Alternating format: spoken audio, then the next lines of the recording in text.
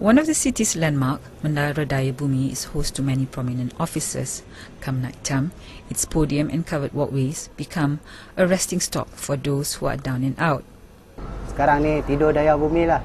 Itu pos besar, tidur tepi-tepi, hari-hari tidur sana. Takkan tak ada duit mau kacau orang ke, rompak orang. Tak adalah, kita balik, sudah makan, balik tidur, mandi ke, cuci baju, lepak anak. Hari-hari pun sama. Hari-hari ini macam sama. Tak ada kerja. Mau kerja IC tak ada. Polis lagi kacau. Apa IC belum buat. Mau buat IC macam mana encik. Duit pun tak ada. Siapa mau tolong. Mau kerja pun kita pergi interview. Pakaian pun tak ada. Kadang-kadang ada IC baju pakaian tak ada. Orang pun tak mau terima kerja. Saya daripada Sabah tahun 94. Lepas tu sampai dekat KL kerja kilang dekat Salam. Sebab apa, kilang tu dia kontrak lebih kurang 6 bulan. Lepas tu dah habis, tak ada lah.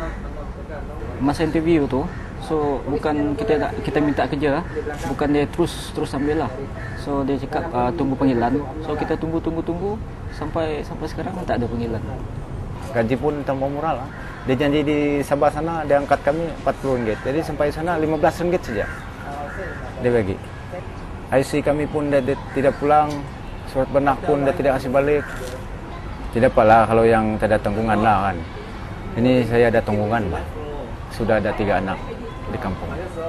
Sekarang saya punya bini pun mencari sama saya, sama ada saya hidup lagi atau tidak. Aku datang sini dari kampung, memang dari kampung saya tak ada masalah. Satu pun tak ada masalah. Di sini pun selama saya duduk ini macam pun belum pernah saya buat masalah yang tidak bagus lah.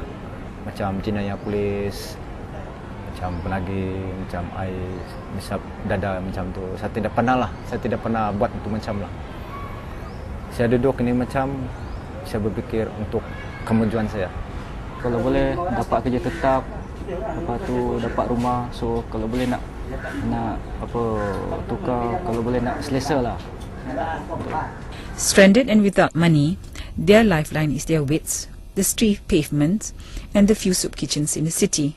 The soup kitchens becomes the places to meet friends and network in the hopes of finding employment. So the main aim of KSK actually is to get them off the street, and how we do this is that because the media has been very supportive of our work so far, and each time there is a publicity about KSK, what happens is that a lot of companies do call us up, and this is how we match the homeless and those companies that's looking for job. There will always be, an employer or two whose requirements is not as high. So in this case, we will recommend them again.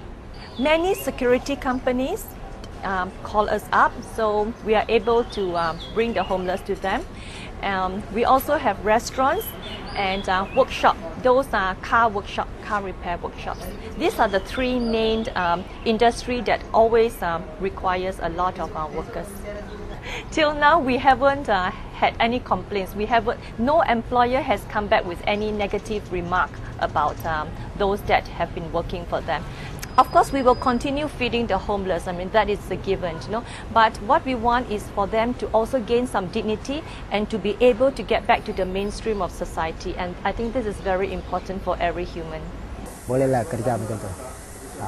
Pasal kita pun baru juga, tapi dah dapat kerja ni ada senang hati sikit lah. Pasal dah lama dah tak kerja, berempat tidur sana sini.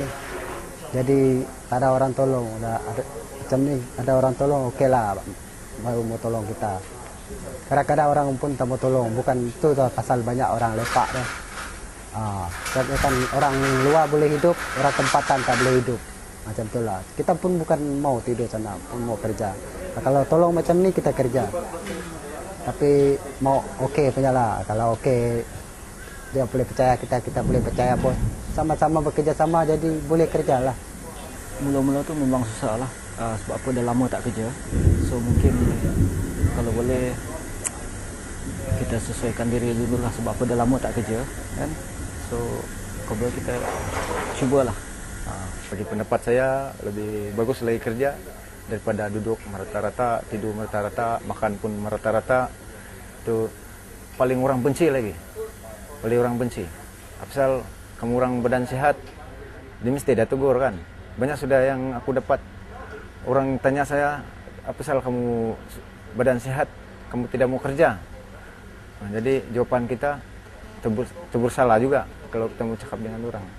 Jadi salahkan diri sendiri. Salahkan diri sendiri, jangankan salahkan orang lain.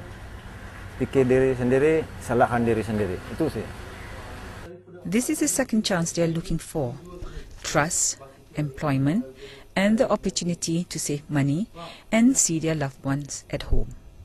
Adlina Wahab, The Star, Malaysia.